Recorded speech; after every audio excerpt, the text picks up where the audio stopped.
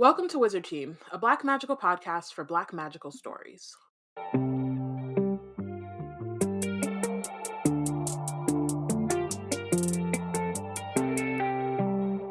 Hi everyone, it's Bayana, Robyn, and Porshèa embarking on a journey through the many fantasy stories written by and about Black people. Currently, we're reading Amari and the Night Brothers by B.B. Alston, and today we're discussing chapter 21.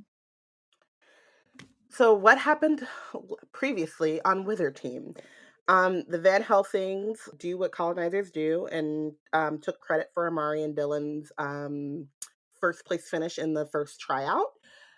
Though Dylan did not make it to the end of the tryout and Amari figured out the answer on her own, Dylan got the majority of the attention and praise. Um, Amari and Dylan then sneak out of the party in which Dylan is getting all of the attention and praise and go to the Vanquish office because Dylan had acquired their key. There was a trophy room and then a floating office, which was really cool. So Amari got to see kind of all of the trophies, the air quish. What was it called? Like the air vanquish. They got their own signature shoe. Yeah. They like Jordan out here. Dylan had to pay for his pair, and we wondered about intellectual property and Well, he even had to. He he got to get a pair. had, yeah, I don't even he think he got a got pair. one. He had to like wait in line though. I Oh think he said he yeah. had to wait in line. Mhm. But like, what is the NIL deal in the Mhm. supernatural world? That's what we're running to know. The NIL, if you guys don't know, is the name, image, and likeness deals that college kids get now because they were getting, their name, image, and likeness used all over the place, but they weren't getting paid for it. Now they get paid for it. So is that happening in the supernatural world, or are they still in like NCAA 1.0 territory? We have questions. After they see the trophy room, they go to the floating office, which, we love a good, space utilization. Um, find or get Amari uses Quentin's password, which is Amari Amazing, which is terrible password management. Quentin, shame on you, to get into their computer. And we see Quentin's schedule for the day he went missing. And the last thing that we saw were meetings with a KH and Horace. Horace is a member of the Department of Supernatural Affairs. He's like the lead of a department and is currently on vacation in like the disappearing isles. So we don't know where he is. He don't know where he is. And that's that. And then after we get a little bit further in Amari's investigation about the about her missing brother, she goes back to the dorms to find out that someone has committed a hate crime. And not only did they commit a hate crime with terrible graffiti and not vaguely, it's not vague. It was very prominently threatening imagery about Amari being a magician. She then has to deal with the rest of the people on the dorm floor heckling her until Magnus threatens them to be quiet. And Elsie sweeps her out of there, and that is where we left off. Yep. Yeah. Cool. So now Amari is in the town car, Elsie's guardian's town car. She who offered to basically take her. Basically, Elsie offered to take Amari home because I guess this is like their weekend. They have the weekend off, so everybody's going home. Amari hadn't planned on going home though, right? Like Yeah, I don't think so. she was gonna just stay there, but then you get back to your dorm and there's hate graffiti on your wall above your bed, and like, I don't want to spend my long weekend in that room. So Right, exactly. So Amari tells the driver Maxwell that he can drop her off at her apartment. And so Elsie, so he was supposed to take Elsie straight home, but she told him to just ride around for a bit while Amari cooled off, and then was also nice enough to go and get her Amari's things from the dorm room. Amari decides she's not going to tell her mom that she's coming home because she doesn't want to have to answer a bunch of questions or explain what's happened and deal with that, which is like, again, it makes sense. We've talked about this before in other situations. Like, it makes sense that she wouldn't tell her mom, but somebody should tell her mom. Like, For sure. I mean, we're getting to the point where it is like, I mean, we've talked about the fact that she's been in this camp, and like Quentin went through this entire camp, and no one told their mom what was actually happening. And we have seen this in a lot of different like fantasy stories, especially YA stories, where like the normal child who is put into this new world is kind of separated from their support system in the normal world. But and the dangers that go along with that. But like at this point too, it's like Amari is wondering, like, what does she say? She's like, um, that ugly painting above my bed was just so cruel. Do they hate magicians enough to really want to hurt me? Like, she takes that as like a real like threat to her like physical safety, not just yeah, like, the mental like and emotional abuse that is, but like she's worried about her physical safety. And I feel like once you get to that point, I mean, I feel like before you get to that point, like parents should be looped in, but like when it's definitely like there's like a physical threat, or what could be seen as a physical threat, like it doesn't matter what your secrecy laws are. Like she's 12, her mama should be in the know. right. So yeah, so Amari's just um she's just having a bad time. She's like wondering, questioning if there's anywhere where she belongs. Because again, she's also had a similar experience even in the known world, due to racism. So it's like, and classism. So this is kind of just like everywhere she goes, she's being rejected, and like violently rejected as well. And so then Moreau's voice echoes in her head, join us, Amari, join your fellow magicians. Elsie's trying to like keep her, or just she's trying to be there for her. She's trying to be a support in like any way that she can at this point. So she's kind of like, I know you're sad right now, but not everyone is against you. I'm not. Amari doesn't answer and then feels bad for not answering. But Elsie's like, I know you don't have to say it. She's just being like a great friend. Ride And or die. literally. And then Amari at this point is realizing like she doesn't think she can go back. She's kind of starting to give up. Elsie is like, you can't do that. Don't forget about your brother. They want you to feel ashamed of what you are. They want you so scared that you'll quit. And Amari's like, I don't care. I'll just have to find another way. So at this point, she's just feeling like, again, helpless. And like, these people are really like wearing her down. And like Elsie said, like they want her to feel this way and want her to like give up. So Okay, so Elsie reminds her that she can't quit and keep her memories. So if she quits, it means that she would forget all of the things that she's already learned, both about the supernatural world and about like Quentin, and his whereabouts. Um, and Amari's like thinking about that, but then also thinking like I'd also lose the memory of people hating me. So I'm just like, I just need somebody to Hold do her. something, like hug her, and then like I don't know, go after them. Not just, yeah. It's a much bigger issue than just like those kids. Obviously, like they had to learn it from somewhere, but I want to see some punishment. not to Yeah, quote, but I agree. I think one of the things that is really interesting in that like, or I think it's like really well done, is like you think about Amari's attitude when she first joins, and Magnus is basically telling her like this is what you can expect, and she's so defiant, right? And not defiant in like a bad way, but in just like I'm used to this. This is like another Tuesday for me. Like I can like not that she assumes it'll be easy, but that she can handle it, right?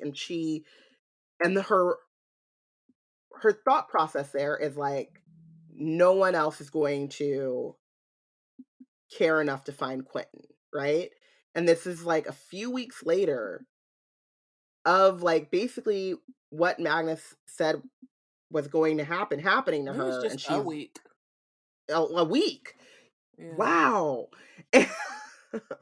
And yeah, and then it's like that how not quickly. I think that she is very resilient, but like how much that constant um what's the word I'm looking for? That just like constant degradation can like Mm-hmm. get to the point where she doesn't even yeah, care. Not care. She Mm-hmm. cares, but like she doesn't think that she can do it. Mm-hmm. So then Elsie calls her a coward. She says Quentin would fight for you if the situation was reversed. You know he would. Um, and Amari's like, Quentin was my brother, not yours. You don't know anything. I may not know him like you do, says Elsie, but I know I'm right. And Amari doesn't have a comeback for that because she does know that. I think it's a tough love situation. I think it's one of those where Elsie's like trying in any way she can, you know. Mhm. It probably wasn't the best time to say that. She maybe could have waited even a day. It's not like they have to go back tomorrow. She could have kept it for a little longer. But I do understand the like desperation of like, no, I want my friend to be okay. I want her to like not regret giving up this situation. So they pull into Amari's neighborhood, and Elsie is kind of like, taking it all in. I think Amari is definitely, what's the word, like self-conscious. Mhm. And just, it's one of those things. It's like trying to see. I think, I think especially because of like what has just happened, I think she's also very like, what's the word, like raw. And Yeah. so it's Hyper like aware. already feeling like all of this rejection, um, and letting like my friend who I just met, but also like clearly like we're in a town car, like so clearly she comes from a very different kind of background. Um, and just like, what is she gonna think? What is she like? How is that gonna change how she treats me? That kind of thing. Um, it's all kind of running through her head. Um, but yeah, so they pass like this group of boys hanging out outside of Mr. Jensen's shop. They're all wearing black bandanas. But as they like stop or pass, they all turn to look at the car. Um and Elsie asks if they know them or if she knows them. And Amari's like, no, but then she does realize that she recognizes Jaden, who is like still running around with the Wood Boys. So it's again where like she's just feeling like this. They had that conversation before she left, but like Jaden is still in this situation. And she's like, if Quentin were around, he'd be so disappointed. He really cares about Jaden. And Elsie's like, sounds like you care too. But I think Amari is like, it's this thing that she keeps saying is like she's not Quentin. Um, Mhm. and like constantly comparing herself to like putting him on a pedestal, but also like it comes to both, I think, his detriment and hers. Like just the way that she kind of like bigs him up. It's less about like what like not really acknowledging that he could have flaws or does have flaws, not acknowledging that she is a different person and nobody's expecting her to be exactly the same as her brother. I think it also like kind of shows like the lack of like you can have an impact on someone and it doesn't look the same, right? Like you're not Quentin, but that doesn't mean that you don't have an impact on Jaden. It doesn't mean like Mhm. she convinces Jaden to like try, right? This happens before they leave. It kind of evokes Quentin in doing that, but like the way in which she appeals to Jaden is different than the way that Quentin would appeal to Jaden, but that doesn't make it any less effective. It just makes it different, right? And so I think that's one of the problems with putting Quentin on a pedestal and constantly comparing herself to him, is that yes, it does them both a disservice, but it also kind of stifles her imagination to imagine like how she would get a similar result in a different way. Mm-hmm. So they get to the apartment. Um, Amari's getting a little more nervous about Elsie seeing where she lives, but Elsie's able to like Elsie comes inside, but then when she's looking around, like again, Amari's feeling self-conscious, but Elsie is like, Starstruck. yeah. But in like a really sweet way, and I think it's something that's really interesting. So she says like, this is where my hero grew up and where my best friend grew up too. Um it just feels really special being here. And I thought it was really interesting that Elsie can be a super fan of Quentin and still be like a genuine friend to Amari. Yeah. Because I know in a lot of situations, like in these kinds of depictions, it's usually like, oh, I'm only here because of who you know and like who you're close to or related to. And in this case, Elsie's like, nah, you're my best friend, but also Quentin's dope and I have all of this memorabilia. But she like it like doesn't make it weird, which I think is really interesting. Um of like Yeah, their it dynamic. when you like think about it in terms of Laura, um Mhm. Laura is definitely the kind of person who is going to befriend you because of your proximity to someone else, and it doesn't matter who you are as a person, um, as long as you help her social status. And Mhm. Elsie is completely different, which is interesting too, because Elsie kind of experienced that through her friendship with Laura. And I think maybe for the better, but like she knows what that feels like, right? Where it's like it doesn't have anything to do with who I am. It's all about, you know, what I can do for you or what I can get you. Um, I think that it's like a really great testament to like Elsie's character, that she also doesn't try to like pretend that Quentin is not a big deal to her, you know? Like Yeah. she's very genuine about both things. Like genuinely he's my hero or one of my heroes, and Mhm. genuinely you are one of my best friends Yeah. or my best friend. Um But even further, I think in this moment, Amari is very cognizant of their class difference, and mhm. she's scared that Elsie's looking around with the lens of like how small and like how much clearly there's a difference between how much money Amari's family has and Elsie's family has, and Mhm. Amari's like hyper aware of um what that might mean to Elsie and how that might change how Elsie views her and their friendship. Yeah. And I think the fact that Elsie kind of looks around and doesn't have that lens at all is again like great for her, but also I think really important for Amari in this moment too, of like already feeling isolated. And kind of just like waiting for that other shoe to drop at this point. Um and then it doesn't. And I Um love that probably means that Elsie's reading Amari's aura the whole time. So that's kind of helping mhm. her like decide how to speak to Amari in this moment. Right. Like she can definitely tell that she's like apprehensive and just yeah, super nervous. I have to Um say that like yes, Elsie can read auras and that's part of like who she is as a were-dragon, but like the fact that she's still like 12 and like emotionally intelligent and like adept enough to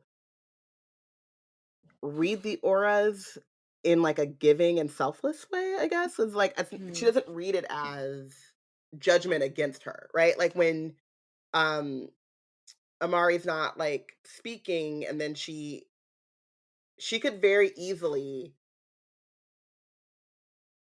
get in her feelings about that, you know what I mean? But she's very just like patient and I don't know the right word, what I'm trying to like say, but like she's able to like be empathetic and like take the information that she has and come at it in a sense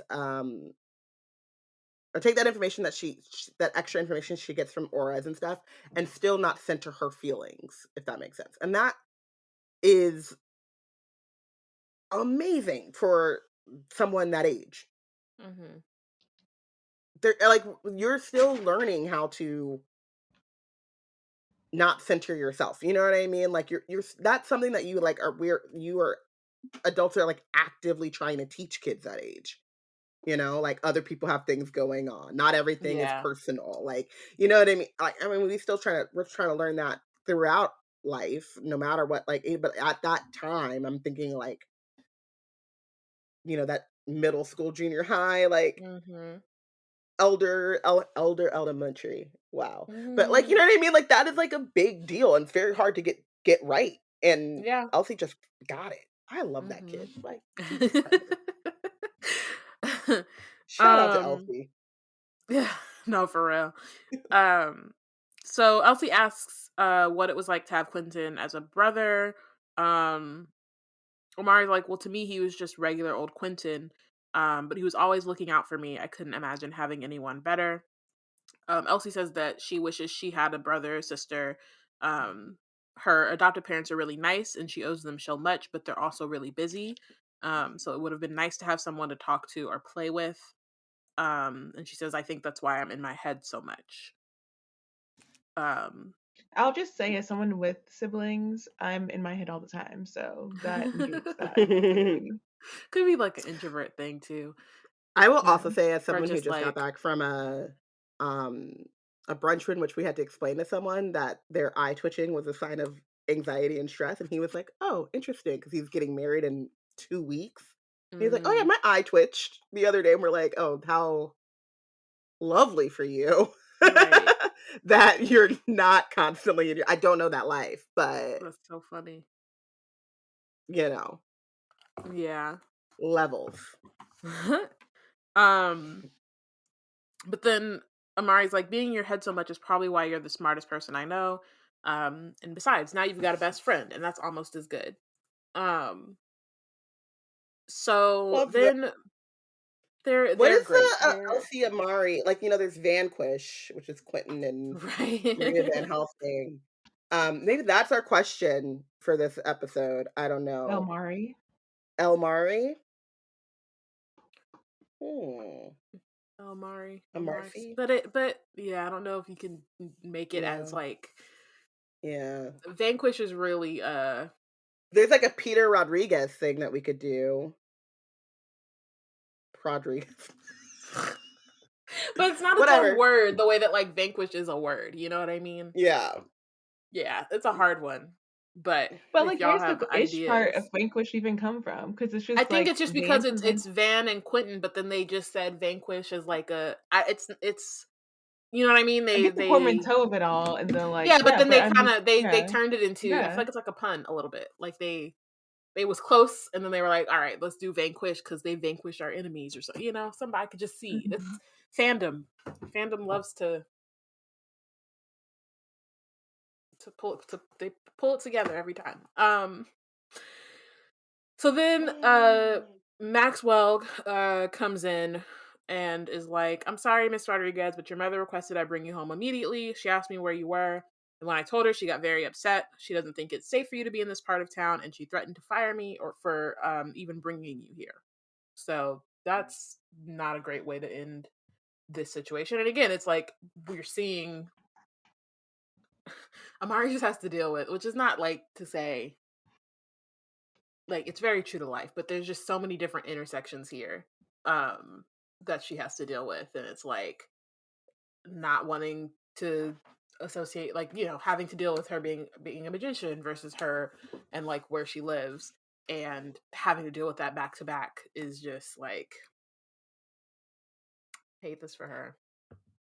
It's think like, again, And I think like last chapter we talked about how Homegirl has stayed in the sads. Like her sad cloud is cute because like as she was already having a sad day, Homegirl was trying to get her out of here. Then she runs up on a date, and then she gets through the competition only to come back to a hate crime. mm-hmm. Like, and then this people's chanting at her to run away.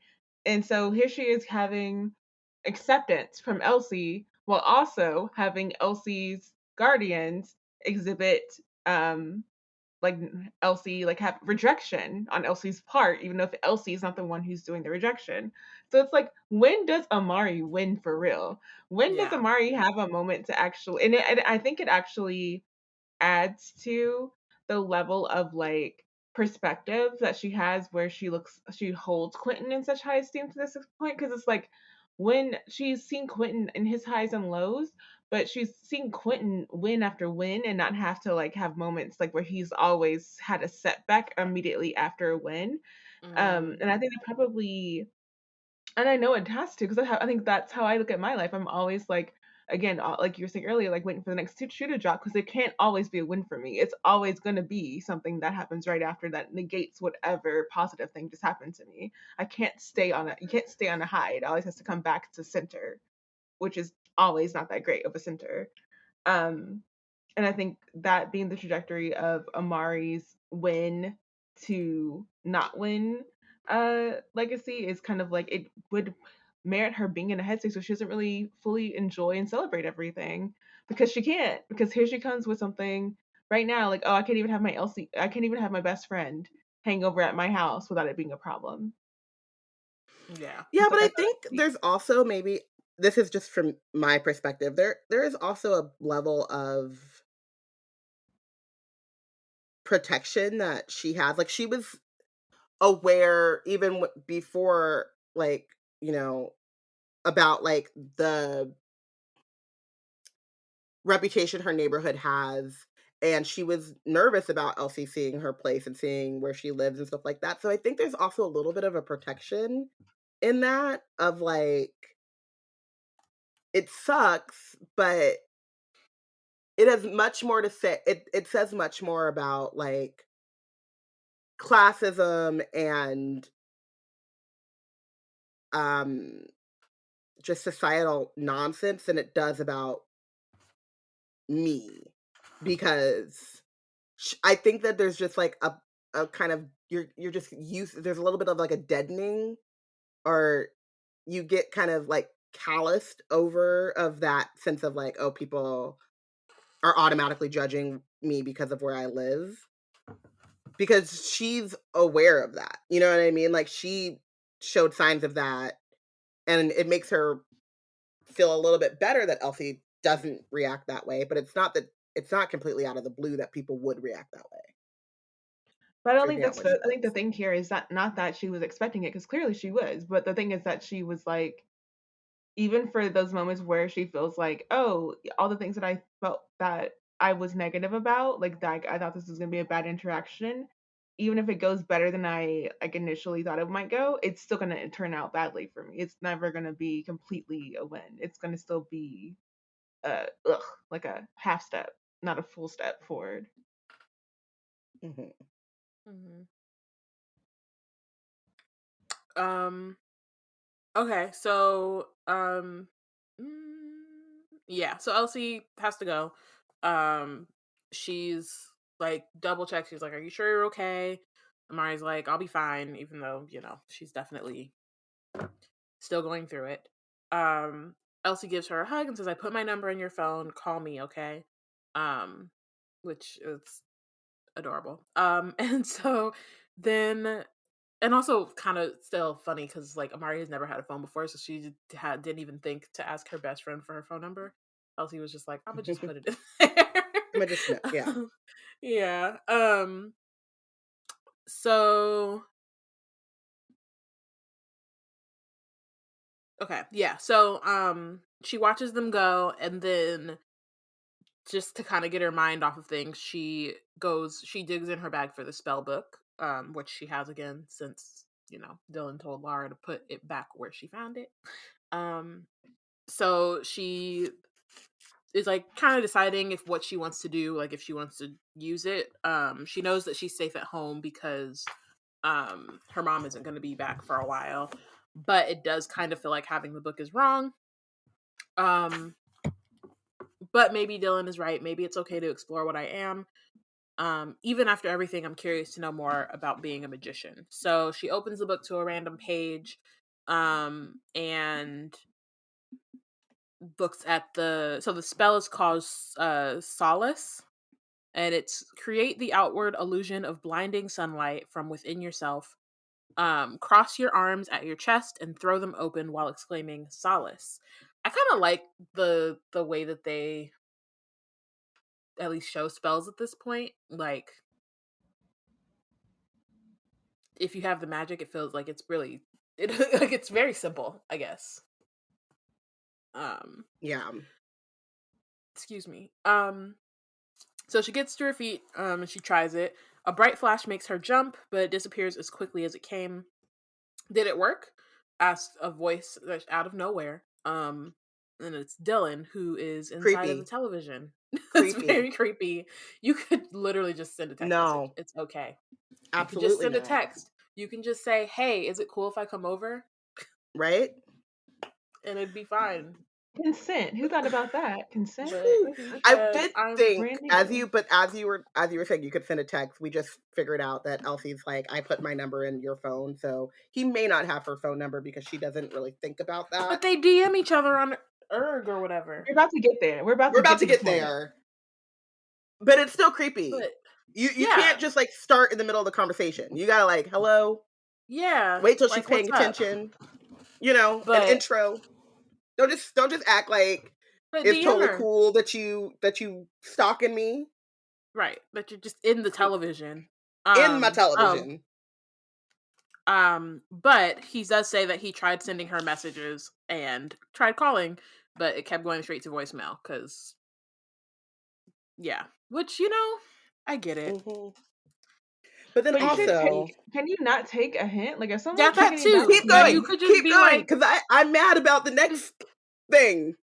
So I thought I'd try a more creative approach. If you press the power button, we can see each other. And that's the thing. If there's like, oh, she doesn't want to talk to me or to anyone at this moment, maybe we just wait. Again, wait till tomorrow. Y'all got 2 days of this break. Keep going so I can rant. I have a rant in a half a page. Okay.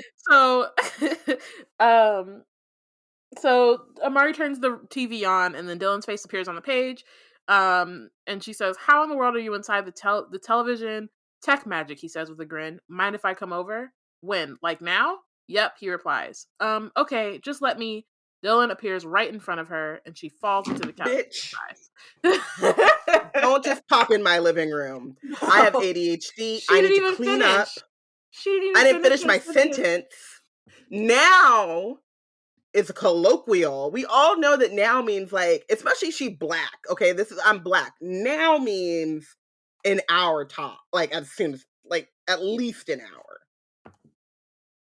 Now you don't even know what her house is looking like. Yep. You don't know what she like. She said, okay, Judge. She was still talking. The okay wasn't a yes. Now. Yeah. How utterly dig dog dare. How dare.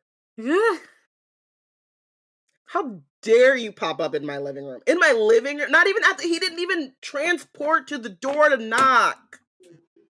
Highly intrusive. Colonizing behavior. It is. It's very much colonizing. It's just very much like we'll get into it a little bit more too, just about like his dynamic with his family, because it gives.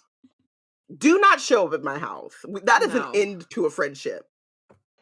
Are you my friend if you think you can just pop up to my house? That is like an immediate, I don't fuck with him no more. What happened with you and Dylan? I thought you were friends. That nigga said, can I come over? And before I finished my sentence, he was in my living room. Oh my God. I don't fuck with him no more. He could go to hell. How dare you? On that note. That colonizer, not that, because he... So that's gonna be like like the non. But like seriously, he like you seriously, just like, you wanted to come over here, you wanted to be in touch with me. I did not. I literally, in the manner of time that it took her to get in the car, ride in a car across town to her house, you had messaged her that much. If she hadn't responded to you, let her have her moment. Like, what? How is it that urgent? Seriously. She didn't even get to finish the sentence. Like, yes. Okay, so first off, he didn't let her decompress. No. She don't have a transporter. He knows she doesn't have a transporter, so he didn't even like factor in travel time. He didn't let her breathe. And also, He like, he must have been transported to sitting the by that front TV door. for a second, because he had to have known Elsie had left. And yeah, it's like, how before much did he could listen decide to his into her wisdom. conversation with Like, he was Elsie? up here How long spying were on you her, in my like he's the TV? NSA. How Yeah. long? Oh, I didn't even think. How long were you in my TV? He's over here Alexa-ing. Like, he's over here sitting inside of things. And this is why I don't fuck with Alexa, Siri, none of them. Stop listening Google to me. Home. I'm like, y'all playing having these. Why would you do that to your house? And then, like, the decency. What if she's at home alone? What if she was at home alone chilling without no pants on? Exactly. Well, she's Transport home to the alone. front door. Definitely transport to the front door. She is home alone. How though. dare you? How dare? It's just Transported so close that she fell on the couch. She was like, oh, she had to jump back. I'm not jumping back for nobody in my own house. I'm not. Because, of course, the person who loves like proprietariness of like Regency England is the first person to be completely unsettled by the lack of like any level of like invitation, protocol. No decorum. Yeah. You're supposed to write me a letter. It goes through the mail and the post. Where is our chaperone? I am a single woman? Single child? We ain't got no chaperone? Leave a calling card at the front door. You ain't leave a card. And also, did you know that in Regency England, there's like a time in which you can visit? You visit like in the early morning, but you can only stay 15 minutes. If you stay past like 15 to 20 minutes, then people are like, oh, they married, they engaged. It's the wedding invitations are coming. It's a morning visit. It's a hello, how are you? And then you get the fuck out. No, you do not transport into my living room. You got to drive all the way over somebody's house to say hi in a carriage and be there for 15 minutes. You would hope that you would be doing. Yeah, it's about enough time to have like have a day scheduled of callings. Like that's what they did. They had a schedule of callings. Like you would call. This is especially for like at one of the houses, get an invitation for a luncheon, so you would stop. It's also like especially for opposite sex. So like, no, yeah, I got that. If I came to your house and I stayed longer than 15 minutes, it would be like, oh, they're friends. This is not an acquaintance visit. An acquaintance visit is you come over, you like stay for 15, 20 minutes, enough time to have some tea, chit chat, and then you move on about your business. That's crazy. And you probably go to somebody else's house. Right. But I'm either I don't care about that, because at this point you have transported into my personal space, not even into my living room, into my personal space. She hopped back and fell, appeared right in front of me, and I fell onto my couch in surprise. He could have didn't even transport to the other side of the room. And in case y'all don't realize, Dylan's ass is benched. I don't care what happens for the rest of the chapter. Ain't nothing nobody can do. Moreau could show up today. But you done come in my house unannounced and not really invited. The bare minimum of the okay is not an excited consent. What do they say that? Like an enthusiastic consent. Yeah. That wasn't there. No. I just know that he was sitting over there lingering, waiting to hear whenever Maxwell and Elsie left. Like, I know that. Like, I just know he was sitting there. He was eavesdropping. Yeah. Listen. Moreau could come. Porshèa and her gang of Bigfoot, the Bigfoot Mafia, could come over here and start wreaking havoc. There could be another. There could be another ocean. They gotta have a reason. They gotta have a reason. Merman War, World War, or I guess Water War 3 could bust out, it don't matter. Dylan is benched. Do not ever presume. Do not ever show up at my door. Not at my door would even be better. Do not Yeah, the show up door in is my. better. Door is Mm-mm. definitely better. This is the height of disrespect. Yeah.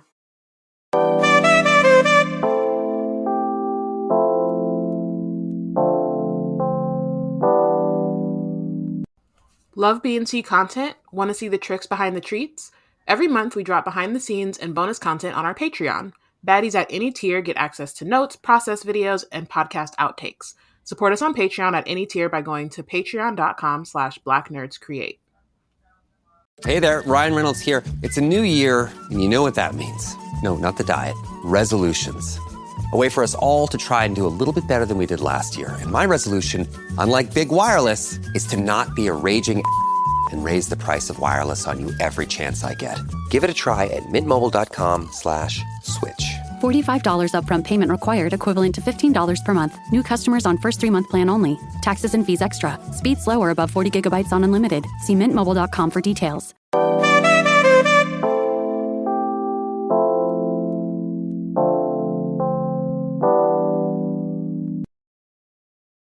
So Dylan points to the metallic band on his forearm and says he borrowed his dad's transporter.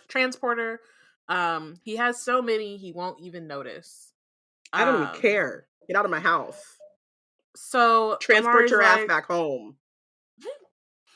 Amari asks if he's sure that his parents won't get mad about him being in this neighborhood. I don't care. I hope they ground your ass. Get out of my home. Dylan says maybe, but he doesn't make it a habit of telling them where he's going. And then Amari says, "Must be nice. My mom might work all the time, but she's got neighbors trained to keep an eye on me. Whenever I sneak out, I know she'll hear about it." And that's like something like, it's an interesting contrast, honestly. Like, he has this privilege, but also there is a like distinct like neglect that's going on here from his parents. They don't know, he's 12 years old. They don't know where he's at. They don't know what's going on with him. They don't know. They assume his little like collection of magician books is a bad.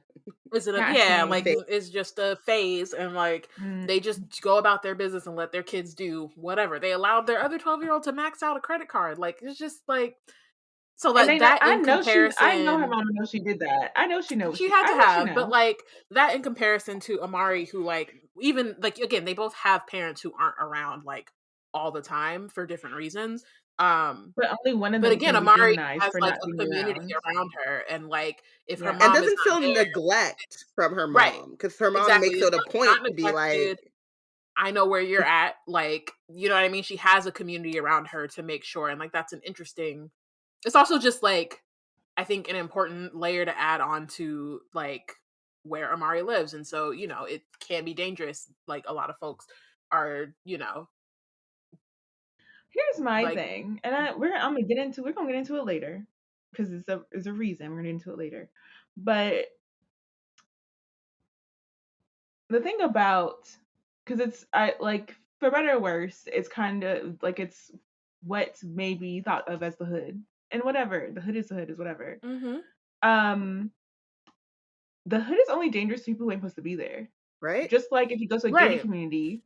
Mm-hmm. If that's what happened to Trayvon Martin. If they perceive for whatever reason that you're not supposed to be there, then it's dangerous for you, right? Right. So, and like, and it's a community. They know each other. They're looking out for each other. They're like, why is Amari in this town car? Like, who are these people? Like, let me look out for you. And so like, it's just a different. Whereas like you said, like in a gated community, or even in like wherever they live in their however many houses, the Van Helsings don't have folks looking out for them. Like, Lara doesn't even have any real friends. Yeah, I mean, we see this all the time, especially in like this era of like gentrification and stuff, where it's like very stark of like people assuming danger. They belong everywhere. Well, not that they belong everywhere, that too, but like they assume a danger in something that in the unfamiliar, which I think is like human nature in general. Like, if I'm in a gated community of like white folks, I'm going to assume danger as well, and I think that that's like natural and correct. But like, there's something about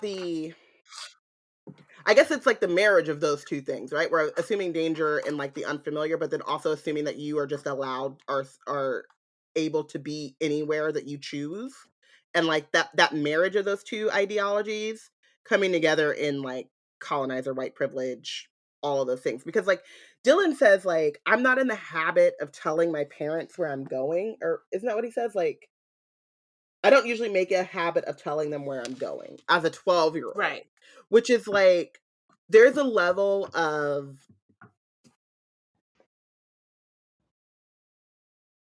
neglect, yes, but like conceit or something that is like, I don't even, I think I he wants don't, to feel because like a I'm bad not in, boy. Like even he if wants to I, feel cool in that moment and saying that to Amari, like, oh yeah, like I don't yeah, have my but parents worrying yeah, about but me. also there's like a level of definitely, but also like safety in telling people where you are, right? Like we talked yeah. about this with Mhm. when Amari decides to go meet him as a magician girl, whatever, and like Mhm. it's more on like this gender lines and sexism of Mhm. like women being socialized to like let people know their locations and telling them where they are. There are certain things, you know, all adolescents and kids do this where you keep things from your parents because you want to feel a level of autonomy or whatever. But like I don't find it to be a status thing that I don't feel comfortable telling my parents where I'm going. Right? Because then, like, why am I Mhm. you know, like, you know, I'm going to a party or I'm not supposed to, whatever. And I know those people and I'm going, like, with a group of friends that I trust. But, like, it's not a flex to not make it a habit to tell your parents where you're going. No, but I think it's also like When you're 12 When though, you're when 12, you're it's like you 12 it don't might trust be, but them also it's the thing is it's that like I like don't it answer to says so much authority. Like more I about think it's his what he's trying to parents. sound like. Yeah, but it also says so much more about his parents than I think he's even thinking about. You know what I mean? Like yeah, in his head, this is like you know, I'm cool. I don't have to worry about these things. independent But it's and yeah, and I can like go where I want. But also like the fact that somebody could ask your father, "Where's your son?" and he'd have to be like, "I don't know," or "I Or he assume would he's just make here," something up because he's or been make something helping. up He'd or be like, whatever. But or like he the would fact that assume, that's oh, not he's in his room or whatever. Yeah. right. But it's also just like I know it's also I think like a posturing thing, like you're like we've said, but like people posture for a reason, right? They don't just do it mm. to do it. They're doing it because they're hiding something. And I think like not hiding something in like hiding their feelings about the situation, right? Like that Mm-hmm. him neglected by his parents has to be have an effect on him. And it's probable that he kind of like expresses it in a way to make it seem like, you know, it's cool, it doesn't bother me. I get to do what I want. I can steal transporters, whatever. Yeah, Uh, he's trying to have an It's Elsa moment. He's where like the cold doesn't bother me anyway, but secretly inside he's a little bit he's like freezing. my parents don't care where I am. I'm a little sad about Exactly. that, but I'm gonna because get it's like that my like parents And also don't knowing that actually my care parents enough right, they to don't know care where enough, I'm and at. also the fact that, you know, don't forget he's also a magician. So there's Mhm. also the like knowing that my parents wouldn't even like me or would, you know, would Reject hate me if me, they knew who I actually yeah, who was. I was to begin with. So Yeah. it's a Because lot of levels to to me, it. yeah, there's definitely a lot. To me, it feels like there is a lack of not safety, a lack of care. My Yeah. I tell my parents where I'm going. Hell, I was an adult in a different city, and I would just talk to my parents. Where are you going? Oh, I'm Yeah. going here. You know what I mean? Like, and Mhm. I don't make a habit of telling them where I'm going. Like, okay, if it is just I'm going to see Amari, which, you know, she's a magician. She lives in a place that I know that they wouldn't I don't make a habit of telling my parents stuff I don't When I'm want them breaking to know. rules. Is a Yeah, is a absolutely. different It's a different is a statement. different statement than Mhm. I don't make a habit of telling them where I am or where I'm Mhm. going. That's a sad thing from like a 12-year-old. But he's trying to come off as devil may care. He wants you to Yeah. think he's right or Mhm. strong from Mhm. 90s era Boy Meets World. And Ryder Strong was actually, like, the character of Sean was actually more sensitive than he put Now I'm on, right? thinking Like, of it was a Dylan with the facade. hair. Right. I'm thinking of like the Fresh Prince. Why he don't want me, man? You know, I don't need him. Aw. Yeah. You don't need him, but you might want him around. Yeah. So they talk about so Amari brings up like what happened back at the bureau. And Dylan says, "You can't let ignorant people get you down, Amari." And she's like, "That's easy for you to say. Nobody knows you're a magician. Everyone wants to be friends with you." But Dylan is like, "I might smile and play along, but I know they'd treat me the same as you if they learned the truth. Maybe worse because of who my family is. Trust me, I know who my real friends are." And then he says that he wishes Maria was here. She'd like, because he would want to ask her how she dealt with having to lie about being a magician all the time. And again, I mean, I think there is definitely like, you know, there's definitely different struggles in like being like having to keep your status as a magician a secret versus like having to be out about it. And yeah, it can sometimes be hard to kind of like parse because Dylan is so very privileged and like has those moments where you're just like, bro, please do better. And I think that there is like a constant, and Amari gets here too, of like having to realize that like those privileges do not negate the struggles. But that also goes both ways. Like your struggle does not negate your privilege, you know? So it's a matter of them both kind of seeing the totality of each other. Yeah. I will say, to talk for the tech thing specifically too, like, it's a, like, Dylan being a tech wizard reminds me of, like, in this conversation about privilege and danger, like, he is not in the level of inherent danger that Amari is presented with as someone going directly to her room and showcasing how much they can, like, get to her easily. Just from the basic privilege of him being born in Van Helsing, he'll never have that issue of someone being able to come into his space at any given time and put a death threat on the wall, nor would they likely be bold enough to try to cross the Van Helsings to create a death threat against them. So Dylan will never have that issue. And it reminds me of like Black women who have been on facing the brunt of like trollings where they're literally getting the worst of the worst threats for very like just general tweets, general discourse that they're having, and only because they are Black women. And I feel that specifically for Amari in the level of not only like the different levels of protections between her and Dylan, but specifically because she is vulnerable in that way.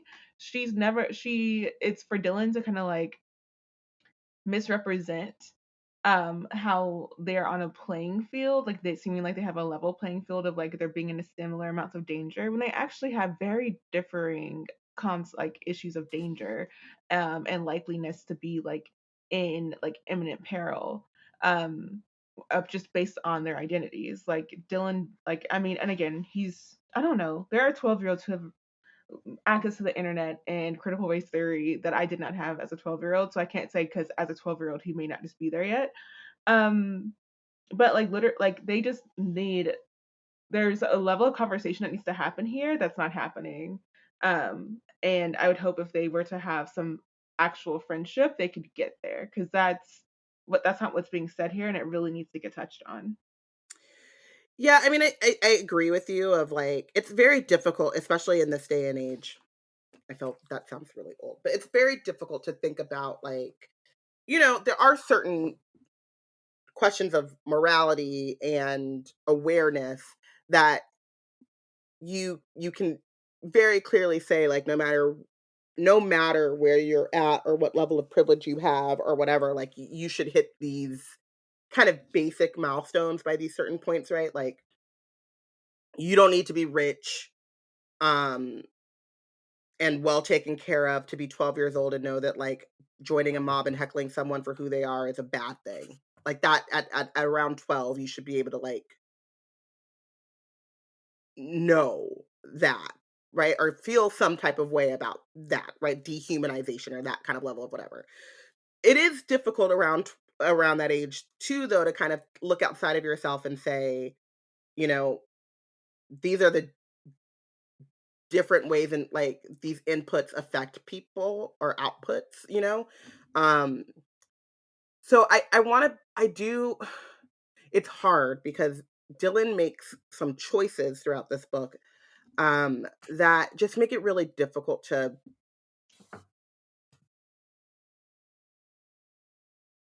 Give give him benefit. grace, to give him the Yeah. benefit of the doubt. Um, and a large part of that too is because of his privilege.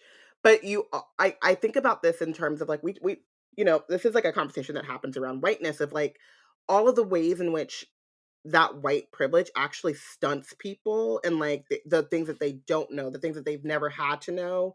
Um, and how it keeps them kind of ignorant and beholden to like being taken advantage of in other ways. Like you know, we talk about this all the time when it comes to like classism and how racism is used to prop up this sense of like superiority so that they don't even recognize how they're being exploited and abused, right? Mm-hmm. They lean on feeling better than you know, people other people are I have it better than other people or whatever. When it's like, well, actually, you're closer to us than you are to the billionaires of the world, right? Yeah. Um, and so it is very difficult to like, or you have to kind of be cognizant of giving Dylan grace and really thinking about those things. But at the same time, I do think that these are the times, and this is like the thing that I hope for Dylan and I hope for all kids of privilege and stuff. Like these are the times in which you know, Amari has this moment of like, "Oh, that is true. I never thought about the struggles he has of being a quiet magician, and at least people are upfront with me. I know clearly how they feel about me, and I also that means I also know clearly who the people that truly are on my side are. Like Mm-hmm. there's no ambiguity that Elsie is on my side. Right. Right? It's not like I don't have to second guess like, "Oh, she's being nice to me," but with this flip if she knew that I was a magician in the same way that like Dylan does, right? I wish that there was also a counterpoint in which Dylan can stop and think, Mm-hmm. you know, like it is difficult to be this in silence, but I also know or not know, but like I don't know what it's like for people to not bend over backwards to give me the benefit of the doubt. Mm-hmm. Even if you think back to them winning the first trial, Amari is the one like in front of their entire kind of class of trainees explaining, you know, what got her, you know, the winning. Like we know clearly at the end of that, everyone in that room, everyone in the trainee department knows that Amari did got them over the hump, got them over the finish line. And that still doesn't stop them from turning around and going to the celebration and acting like Dylan did it on his own. Mm-hmm. And Dylan from saying anything to stop that from being what happened. Like whenever it was Right. pointed out, he was just like, "Oh yeah, but I got Yeah. a key." Like he didn't even like stop and He like doesn't stop and interrogate like what that must feel yeah. like Mm-hmm. from Amari's perspective. Yeah. Yeah, he's like very rarely like apologizing. He's usually just like, "Oh, don't worry about it." Like again, he says like, "I know who my real friends are." That's kind of where he He's not stays. Is self-reflective like, enough. Yeah. yeah. And it's also very much like he's so used to it being this way. He's accepted that this is the way that it is, and he doesn't Mm-hmm. want to. He's not pushing against it. Like, oh yeah, this is just the way that it is, and Mm-hmm. that's why I'm in a place where I'm like I though I do kind of want to give some leeway for age. I also am like I don't know if I actually want to because I don't know that he's actually trying to be a friend to Amari because he's not actually trying to be considerate, like in a way that a friend would be considerate of these things if they actually cared about you. Like, how does Amari feel about X? Yeah.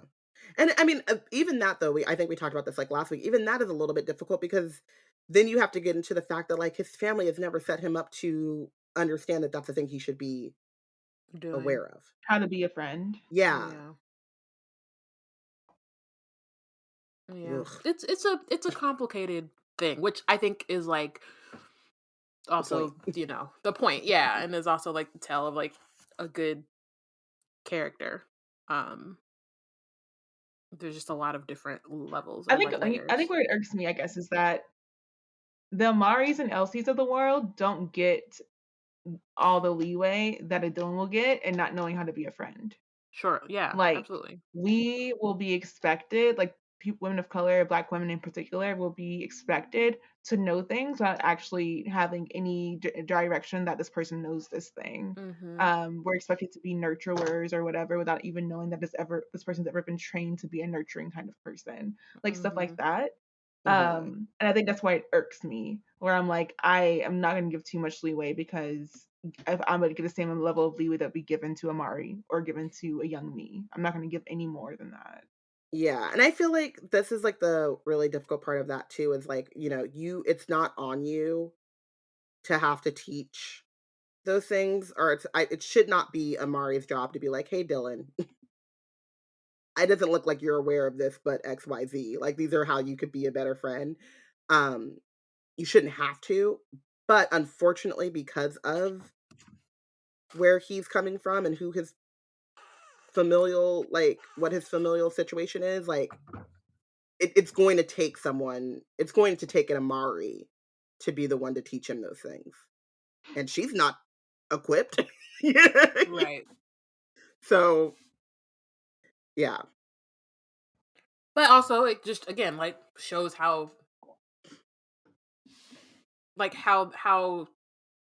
people are enabled and socialized to be this way.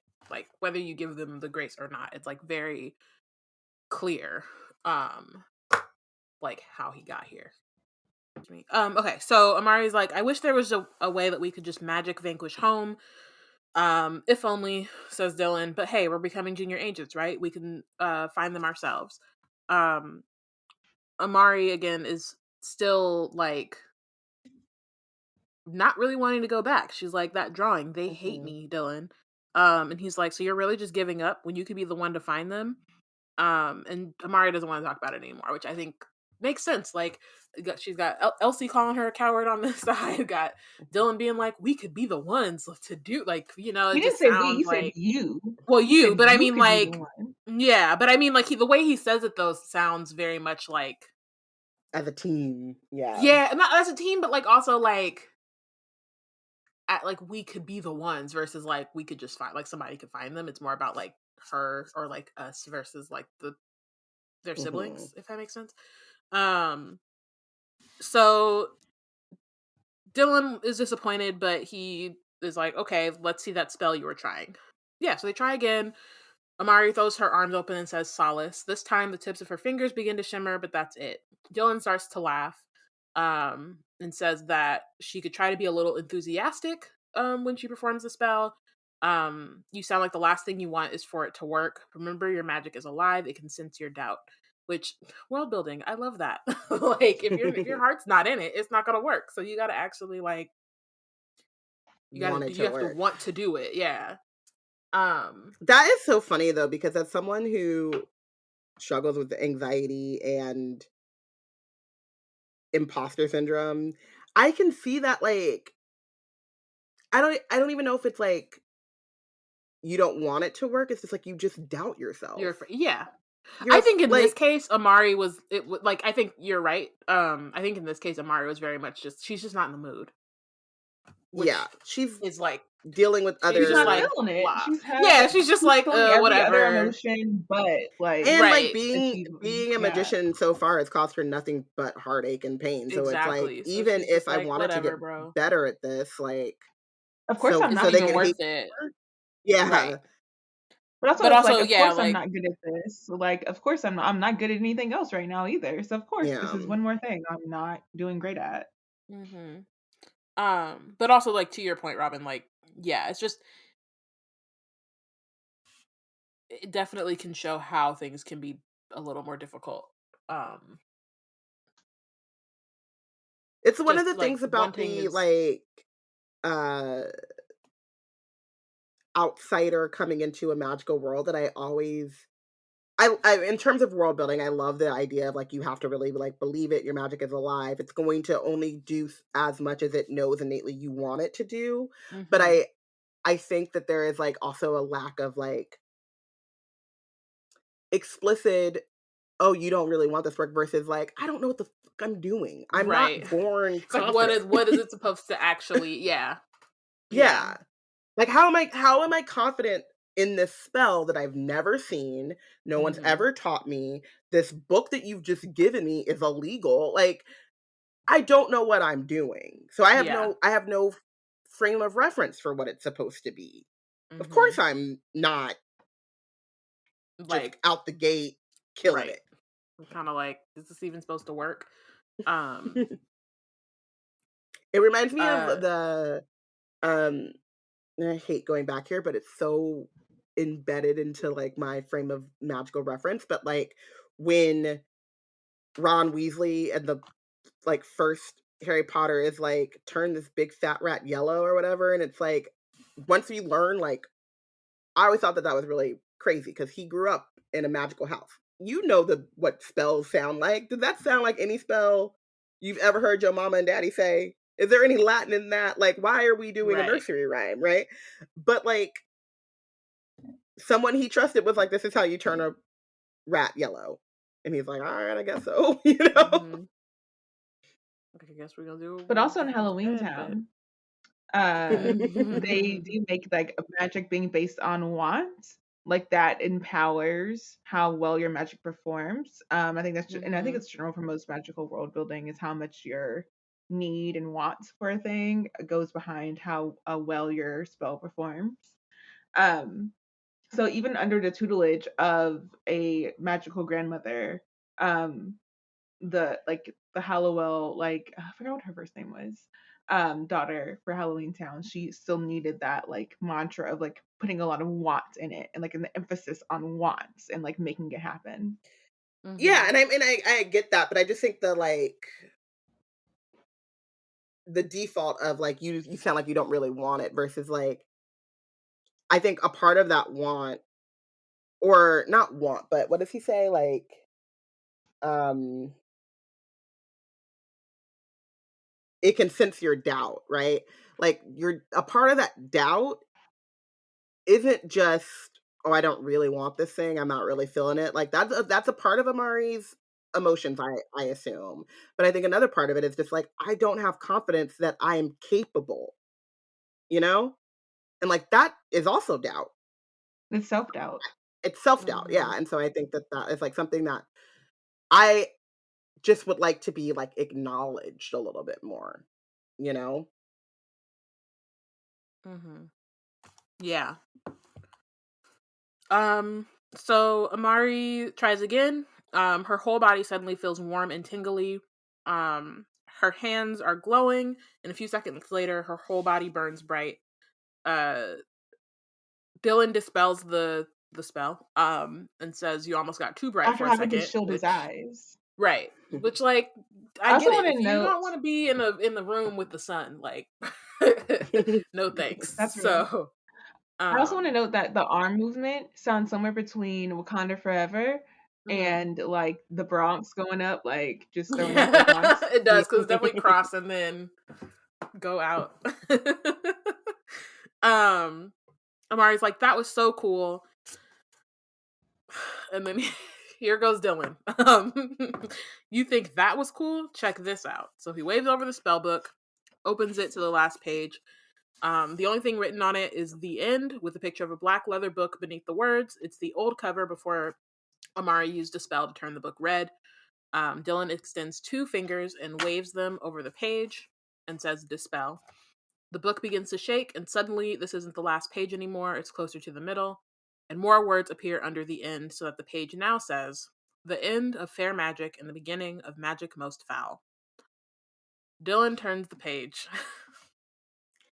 This is like No, I no, just I'm gonna keep going, I and like the then have I'll. magic thoughts here. too. I I have so do many like the things. magic. I have so I many like a things to collapsible say. book. I love that it's like a Mary Poppins book. I love that. Yes, I think that the magic of the book is dope. Like, I think that's really cool. I think the way that, like, Madam, I don't remember her name, like, the way that she reveals information in the book, I think that's Mm-hmm. dope. The fact that he went from, oh, you like this one spell where you can make your Where you're In hands like bringing bright in as the light. chapter sun. one, Where In you're chapter bringing what? in the light. Like, you learned one spell. You want to see something cool? Like, no. Can we learn she hasn't even done all of the fair magic. she And hasn't now even you're getting gotten. She's excited. barely even like clipped the Touch like the skimmed the surface surface of of fair magic, magic. period. And Magic period. now all of a sudden you're opening the book to okay. So this is okay because we've already gone there. Well, I'm just going to continue to go in there. This is where Dylan is such a boy to me, and I say this in the like school shooting, Columbine, little boys no. are terrifying type of thing. Is that like, and I don't mean this in, I mean I guess it is derogatory or I don't know what, but or No, but I think that part of this is like stereotypical or whatever. But there is Dylan like is a thing. Dylan is I can't never mind. I can't say that without potentially spoiling. We can talk about But it there is when this thing I think the about book is over. like the recklessness of boys, and I think it's like a socialization thing, and there's also levels too, depending on class, privilege, all these other things of like how reckless they will go, and just like jumping to the craziest stuff. Like I took my 1-year-old niece Naya to the playground, and this little girl decided that not this is the other thing about like children, like older children look at like toddler sized children as just like a tickle me Elmo. They're like an elite toy. Like I don't think that they really understand that, like, you know what I mean? They're like, oh, this is like a doll baby that is just like top of the line. Ready They're to like, no, that is play. actually a baby, and we need to have some great like gentleness or whatever. So this Sounds little like girl is like, come on. She's like holding her hand. She's still like, though, very like caring about it, right? There are like a couple times where I'm like, okay, slow down. You know what I When mean? you Like, say the other little girl, like how old is this other little girl? I think she's probably like 5 or 6. Naya's 1, right? Yeah. Okay, slow down. You're trying to go up on the big slide, and she's waiting for her, but she's also like a little bit pushing, yeah, and like a little bit forceful. This little boy just runs through my baby. I will smack. I just no sense of like, like the little girl is still like, come on, you know what I mean? And it's like I have to be like, okay, calm, gentle, whatever. But this little boy is like tunnel visioned. Oh, we playing tag, we playing whatever, like, and Naya's playing with them, but has no sense of like the different, you know what I mean? And just is like 0 to 100 real quick. And it was just like a very, and like rough and tumble type of thing. And it was just a very like stark thing where you're like, no, gender differences are real. A lot of them are socialized, but there are by a lot just like gendered, because his parents too were like, calm down, you know what I mean? Like, it's not like he wasn't being corrected, but it was just like, I had that moment of like, wow, that leap is so quick. And there is a recklessness, like this innate recklessness that I just think that like, even if Dylan was Maria, but even if Maria was like 12, like, I don't know, I just like Elsie, like the people that are introducing Amari into like the magical world, like there's a understanding of like a baby steps, and like, you know what I mean? Like Elsie being like, I can read your aura, but like is a little bit like, explaining what that means, and like taking it easy. Dylan just bypasses all of that in like a reckless way that I'm just like, goddamn. It's just like it's like, I don't want to say what I want to say without it being. Yeah, I have things to say about this point, but they are probably spoilers. And so I think I have to wait until we get to the end of the book. I can say, for the recklessness, I will say that I think that the recklessness is very much aligned with what we saw like just 2 minutes ago with the whole Pop it into my him house. yeah.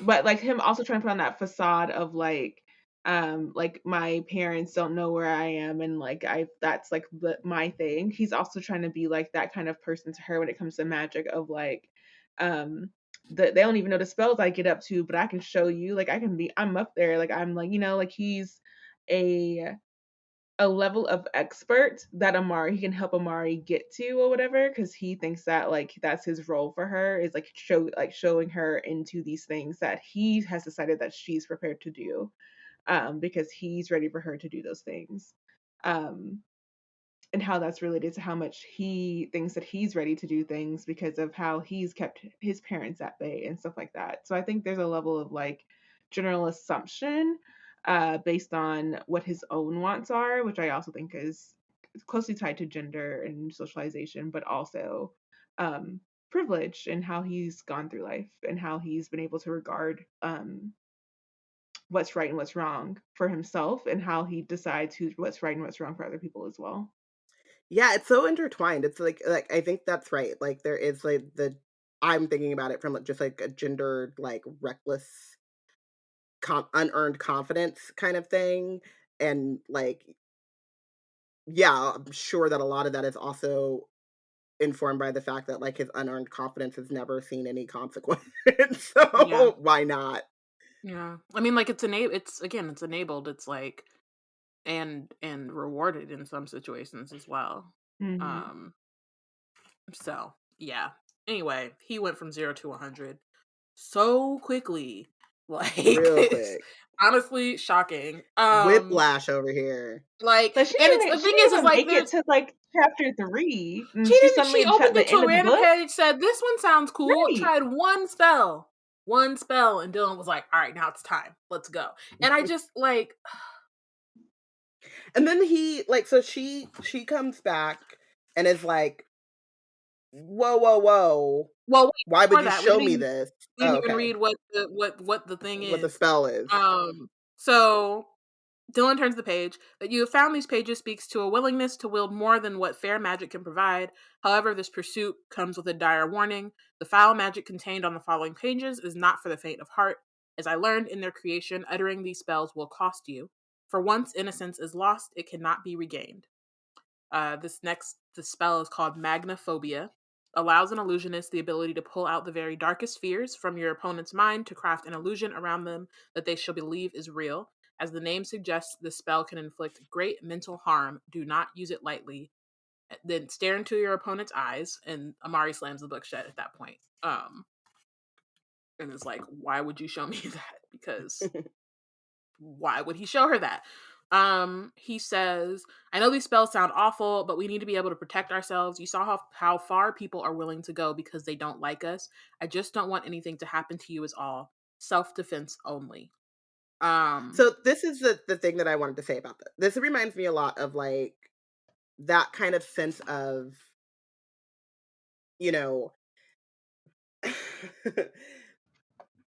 the anti kind of CRT and like and the white replacement theory of like if people of color, the global majority, get the kind of power that like the white minority has had throughout history, that they would use it in the same way as white people have in the past, right? Like they will then, you know, during the 2020 like summer, what are we calling that? Summer of Resistance? I don't know. But there was a very powerful, someone who had a very powerful speech about how people are lucky that what we want is equality and not revenge, right? I always talk about it in the sense of like, there is an inability to not center like whiteness in them, saying this whiteness TM has this like inability to not center itself so much that they think that if I got equality or any sort of like institutionalized power, that my first instinct is to then use it to subjugate someone. Whereas we as a global majority just want to be left alone. We just want That's what our ancestors have wanted from the beginning, which is to mind their own dang business. Just let mind us your business, mind right? our Like, and own dang business. that's like a huge thing with like Karens, right? It's like when you see those Karen videos, most of the time the person of color or whatever is like, leave me alone. Mind your business. Why are you questioning me living my life, right? And I think that it's very telling and interesting that like Dylan's justification for showing her this is to immediately play on what she's just seen, right? What she's just experienced with like the hate and all of that stuff, and say like, this is self-defense. No, there are other ways of self-defense, and that's not self-defense, that's retribution. And it's also how and revenge. You can tell that this is how magicians get like that rap. Not get that rap, but that's how they can get radicalized. It's very easy. Like, you're shown that you don't belong in a really violent way, and then here comes someone else being like, here's how you can protect yourself. And the next thing you know, you're doing foul magic against your, like, to protect yourself. You know what I mean? And then, like, I Spirals. Don't want to say too much, but that's, like... Yeah, but that is definitely... very clear. The but for me, that also radicalization showcases how pipeline. prescriptive Dylan is being for this is again going back to my I don't know, I just can't give Dylan the leeway that he might deserve.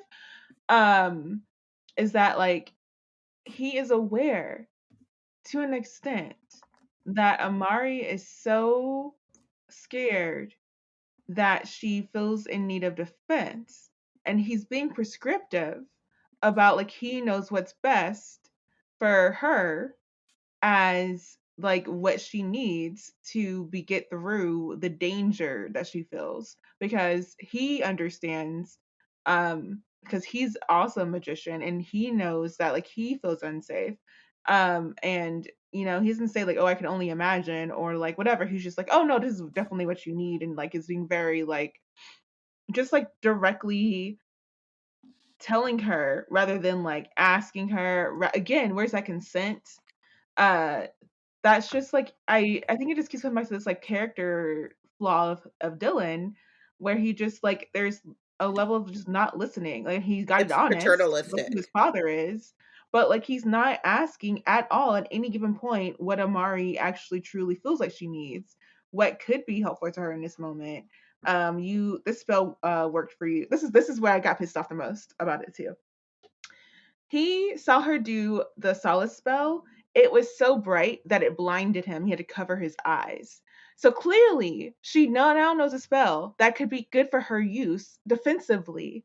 And instead of working on using the things that are like already in her realm of like magic that she could get started with in the fair passage, he takes her directly into the foul magic. There's no reason why she couldn't use solace as a defensive spell. She just needs strategic thought to make that a defensive strategy. But for the most part, like that, there's no reason. And instead of being that thought-minded, he's honestly taking her to a place she's not ready to go. And she's barely ready to tap into solace. Mad suspicious. Porshèa said, I don't trust nobody. Stand no man.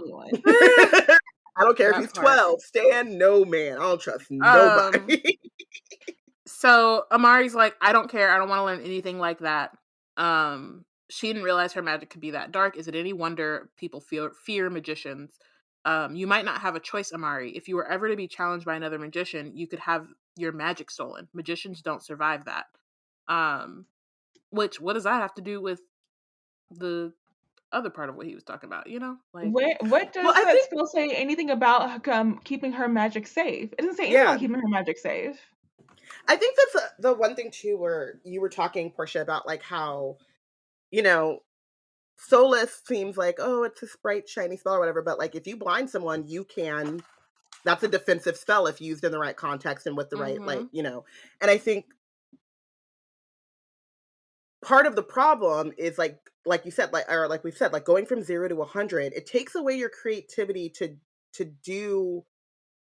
think about defensive magic. Like I think this is kind of what I get from Amari, which is like, I don't even want to know that I can do this, like, or that my magic could be this dark, because then it's in my head. And I am going to jump from solace to, you know, magnophobia. Magic most foul. That's all you know. And I think she's having magnophobia, trouble right? But being it's also not a only because magician. She's having trouble accepting being a magician herself. She's still on the journey of acceptance for herself, like self-acceptance. She's having societal rejection because she's a magician, and that's coloring how she sees magicians and herself.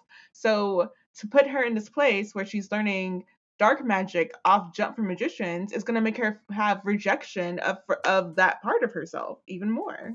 Well, so this is what this reminded me of, and this is hilarious because, you know, I'm old. That scene in Friday where Craig's dad is like, y'all are pussies. You, like, going straight from a gun. Like, when back in my day, we used our fist. And if you wanted to start some shit and you couldn't finish it with your fist, then it wasn't worth starting. But now you jump to gun. And what I think is, like, when it's in your head that that is a tool that you can use, then you don't think about, like, alternative strategies. This is what we talk about with, like, even police brutality, right? Like, they're supposed to be able to de-escalate. They don't, because they have this, like, get out of, you know, end it now or get out of jail free, pass go, you know what I mean? Like, whatever, like, straight to the end tool. It's a shortcut. But in that shortcut, like, you know, you're moving to extremes, and then it's very hard once you start thinking in extremes to parse back. And once you know that those extremes exist, because then you are also thinking, like, this is how Dylan shows that he thinks that anyone he comes up against is going straight to magic most foul. Like, if I'm going up against another magician, they're gonna take my magic. So, yeah. Amari reiterates no. She says, I don't want to learn magic to hurt people. I won't be like Moreau and those other bad magicians, and you shouldn't use that stuff either. Dylan says, sorry, you're probably right. I guess I just thought, well, let me make it up to you. There's something else I wanted to show you, but it'll mean using my dad's transporter. Amari hesitates because that was some weird stuff. Was crazy. It was very weird, and she's looking at him a little different now, which as she should. So he says it's about teaching you to use your illusions, something that's not in your spell book. And Amari, like, clarifies that it's fair magic. Dylan promises, and then they transport to it's a Van Helsing lake house that has been in the family for ages, but Dylan's the only one who comes here because they have so many houses that they just have them and don't use them. In the housing crisis, no less. Anyway, also his father has many transporters. He doesn't miss one. He has enough cute children. He doesn't care if one is MIA. Two are MIA because where is his daughter? And so I was gonna note that just generally, like, I love, like, again, B.B. Alston wrote this book so well, and I really appreciate that the magic is fair versus foul rather than dark versus light, which is I feel like a big colorist issue that a lot of magic doesn't actually talk about. And I'm glad that he got through that by making fair versus foul. Agreed. And it's also just, like, more. It sounds correct. Like foul magic sounds scary. Yeah. Not gonna lie. Yeah. I'm like, this is foul? Oh, ew. Yikes. And to me, it feels more, you know, I mean, you know, like the dark side and into the light or whatever. It's the same thing, but, like, foul, I mean, like, to me, it feels more like rotting. Like, things are naturally dark. With my Lupita Nyong'o skin, naturally dark. Relax. You know, the sun goes down, and then the nighttime is not bad. It's just darker, right? Like, you need the contrast to see everything. If we're going, like, you know, in the flowery language of symbolism and all that stuff, like, contrast is important. Darkness is important to light. You can have something be fair and not be foul. Yep. Right? You can use your magic before it starts to rot. Yep. But also, it's like for I think specifically for like the first spell that opens up the foul section is very much like playing foul. Like you're going to someone's deepest, darkest like parts of Fear. Yeah. themselves, and you're using it against them. That's foul. That's foul Yeah. behavior. Whereas if someone's battling you and you freaking blind them with the light, that's fair. I mean, they knew like you if could they're use trying to that come at me, spell. I'm trying to come back at you. You know? The game is the game. So they go into the lake house, and Dylan leads her to a doorway near the back of this like empty living room. He says, I might not be as strong an illusionist as you are, but it's still my favorite kind of magic. Painting illusions is sort of my hobby. So one thing, I don't remember if we talked about this, but I wonder, can Amari learn other forms of magic? Because at this point, like, Dylan is obviously tech magic is his main thing. But he can obviously use other magic, and I wonder if that's like because he is not a born magician, or I think you know what I mean? Like, I wonder I can't remember if we decided this or if it was explicitly said. But you have an affinity for a type of magic. I think no, Dylan. But then you can learn more. But I also wonder more. But you wouldn't. I don't think you can master more than like the thing that you have an affinity for. Like you can get a level of like, you know, like if you think about it in terms of like language learning, right? You can be beginner, intermediate, advanced, and then fluent. Yeah. Like I don't think that you could get to fluency in other magic that you don't have the natural affinity for. You could become kind of advanced or intermediate. Yeah. But it taps out at a certain point. That's how I understood it. Word. So they go down into the basement, and basically, so Dylan's illusion is a forest of twinkling neon lights, trees and bushes shimmering leaves of blue and pink and purple. He's got almost the whole basement covered, and so he kind of leads her through this like winding path. There's like a butterfly with red and gold wings and squirrels with silver fur, so it's like looks very real, is super pretty, is very like, I don't know, just it's a cute moment, but coming off the heels of vibes. Yeah, but also coming off of the foul magic moment, it's definitely like he's trying to get back into her like good graces. Good, yeah, a little bit. It feels like. See, I like woodland creatures and scurrying. I am also soft and frolicky. And this is very pretty. It's very pretty. Like honestly, like good on him for this. It's not like he didn't do it. Like yeah.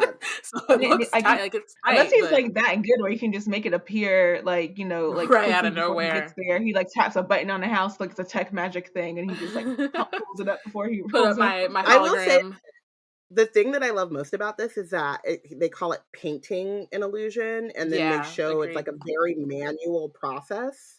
I mean, it's still less manual than actual painting is, but you know, and I do love that like sense of like, so you know, we talk about like Du Bois and like being, you know, like using magic to do like fashion or you know, they have like in the closet, like it just kind of knows what you want and becomes like your perfect dress or fits you. I always love the sense of like using magic or supernatural things for stuff for just like creative sake, for the sake of beauty, making something beautiful. It's the height of crazy privilege. We already talked about the fact that they just have this house that he's the only one that goes there. No one has any idea that there's an illusion in the basement. The whole ass basement though. The whole ass, like a basement usually runs from like the entirety of the bottom of the house. And ain't nobody checking. Like it just lives there. It's crazy to me. Yeah. But I do love that sense of like creativity and I think like the manual like part of it, like he talks about like, oh, there are automatic illusions. I'm just going ahead a little bit, and then like this is more manual. The painting of an illusion is not is not an automatic thing. It's not like you say a spell and then it happens, right? It doesn't just appear. Like there is like a painstaking, there's a thoughtfulness to it. The idea that you're walking through this beautiful forest and that Dylan has like hand drawn or whatever these trees, these creatures, this light. I love it. Yeah, no, it's really dope. And then he like shows her how to do it. He paints a white bird on her shoulder with his finger. It hops to life and then with a few chirps flutters off into the forest. And says once you practice enough, there will be no sense you can't fool. Your illusions can make sounds, have bad smells, even feel real to the touch. I've never actually tried to taste one, but it seems like it would work. So he says the secret to making an illusion is to focus on the image in your head, imagining it pouring out of your fingers, and then has her start with something small and not alive. So they first do just like a little button on his shirt. And then once she does that, he goes over and paints a tiny green sprout that grows through a crack in the concrete and says, "This reminds me of you, because you haven't let where you come from or what you are make you give up, at least not yet. You just keep fighting through it." So he's spitting game, this 12-year-old. Yeah, I'm not gonna lie. Sound like a Tinder profile. I got thoughts because one of those thoughts is like resilience freaking conversation here that you're trying to make it glorify the idea of resilience. Like, ugh. I mean, yes. Nah, he's spitting game. He's spitting game. He's trying to get her to he know that he made forgive him, and also he's trying to that, and also like to get her not to give up on looking for Vanquish. It's or like both, school, but yeah, it's like both and. But he definitely. So I was just thinking about like it takes him. She says it takes like 30 minutes. I think is what she says to get the button right. Mm-hmm. And yeah, painting manual illusions is a lot harder than automatic illusions. It takes her like 30 minutes to get one button. And I was just thinking about like,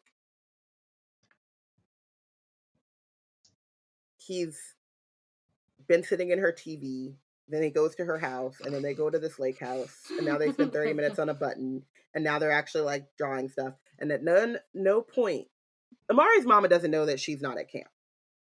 So she's not, no one's checking for her. Yeah, she didn't have to go out the front door. She didn't have, he never stayed in the dorms. He lives at home with his people. No, they live in the bureau, just up in higher suites. But they live, I thought but it's like a...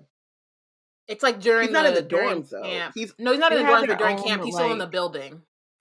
Yeah, the directors but I'm have saying their, like... Whatever, yeah. They have their own floor. Like, they have their but own with his parents, right? Or with his parents. Yeah, with his parents. So at no... Like, I'm not in the habit of telling my parents where I'm going, whatever. But my parents, if I am just...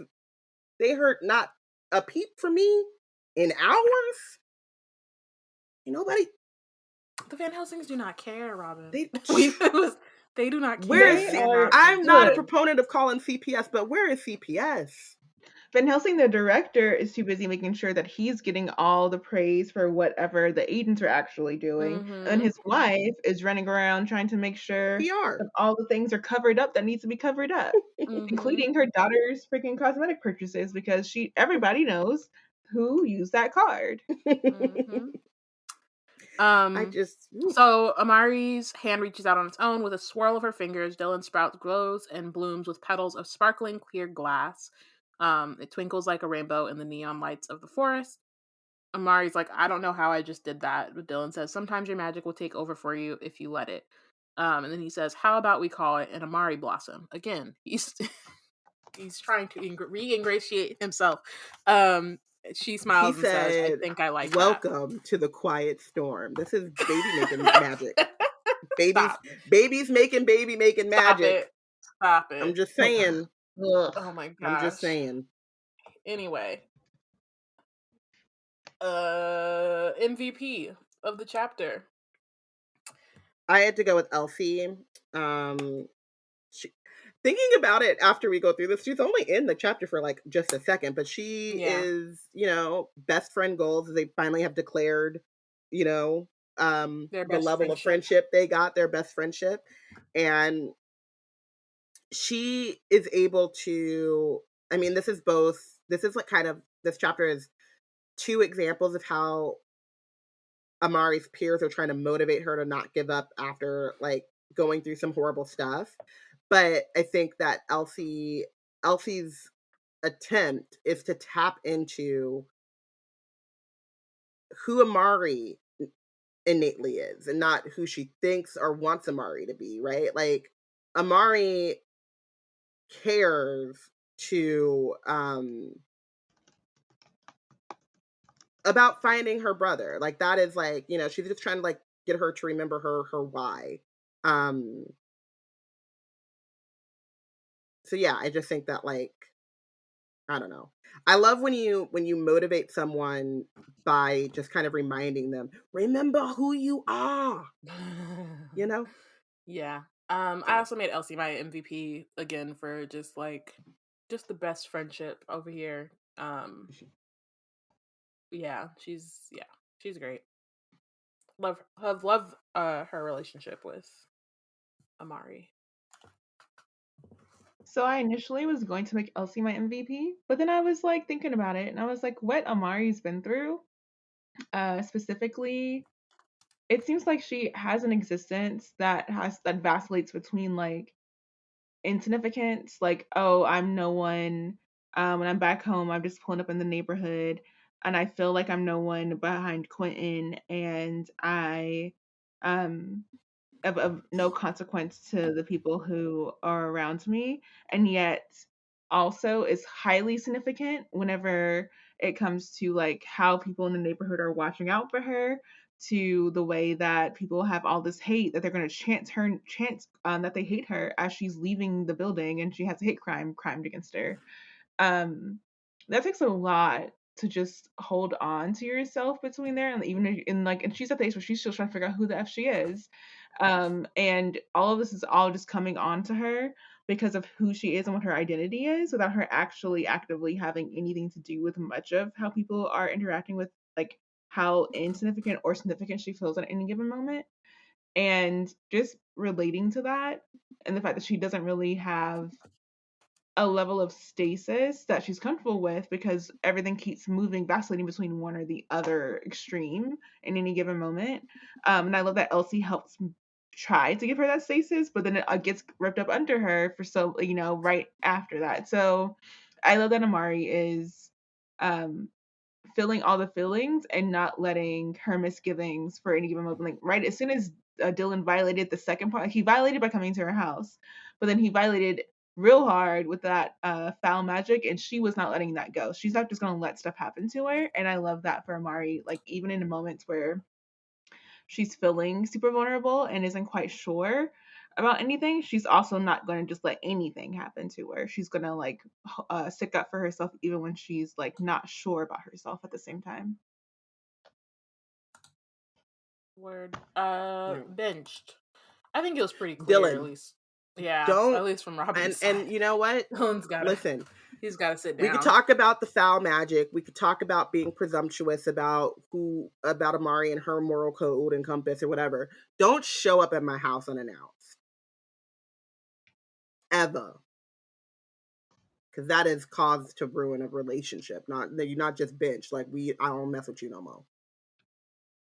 Don't do it. So. Yeah. That's it.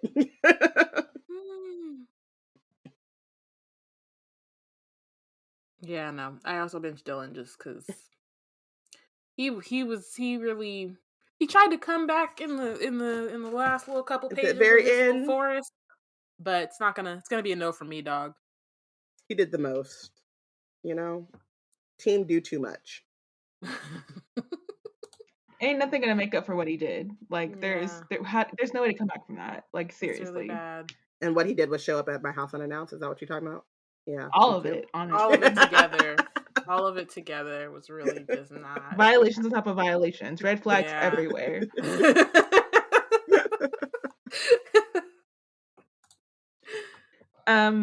As much as I agree with how much Dylan is bench worthy, I definitely benched Elsie's guardian and Maxwell for being the way they were. For Elsie's guardian for pulling Elsie back from just being at Amari's house.